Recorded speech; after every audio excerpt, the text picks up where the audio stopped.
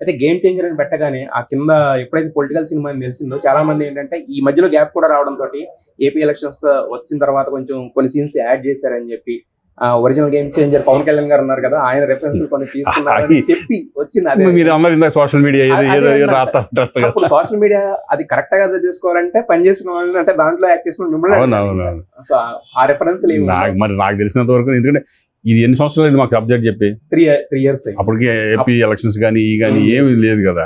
అప్పుడు ఎలా చేశారో నాకు అప్పుడు అలాగే అనిపించింది.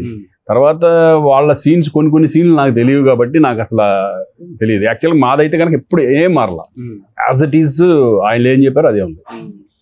పొలిటికల్ కి సంబంధం అంటే పొలిటికల్ సినిమా, బట్ అది ఎవరిని ఉద్దేశించింది నాకు అనిపించాల నేను చేసేటప్పుడు.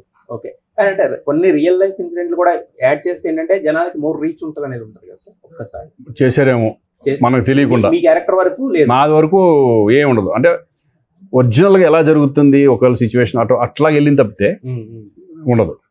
అయితే ఈ సినిమా గురించి మాట్లాడినప్పుడు ఎందుకంటే గేమ్ చేంజర్ డైరీస్ అన్నారు అంటే ఇంతకాలం అంటే దాదాపు ఒక 3 years పాటు షూటింగ్ జరిగింది అనేది ఎక్కువగా మాట్లాడుకుంటూ ఉంటారు. దీంట్లో అంటే మీరు అన్నట్టు సోషల్ మీడియా అన్న తర్వాత ఏంటంటే దానికి రీజన్స్ అక్కర్లేదు, ప్రూఫ్స్ అక్కర్లేదు, ఏది పెడితే అది పెట్టుకోవచ్చు. ఒకటి ఎవరైనా చేసిందని ఒక 10 ట్వీట్లు వేస్తే అది వైరల్ అయిపోతుంటుంది.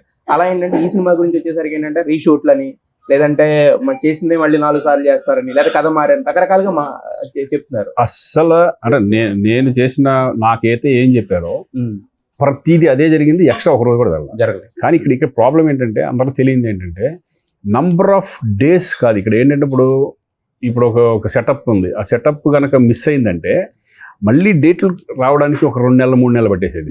ఇప్పుడు నా డేట్సే ప్రాబ్లం అయ్యి దేవరా చేసేటప్పుడు మళ్ళీ ఇల్లు అడిగారు.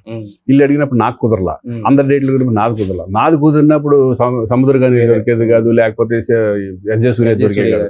ఇలా వేస్టేజ్ అంటే నంబర్ ఆఫ్ డేస్ చేయలే షూటింగ్.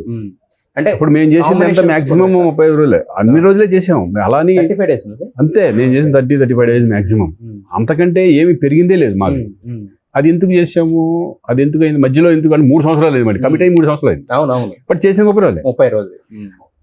అట్లా గ్యాప్ తో ఈ సినిమా ఏంటంటే number of combinations, number of ఇది దాని మూలాన ఆర్టిస్టులు డేట్లు దొరక్క ఇది.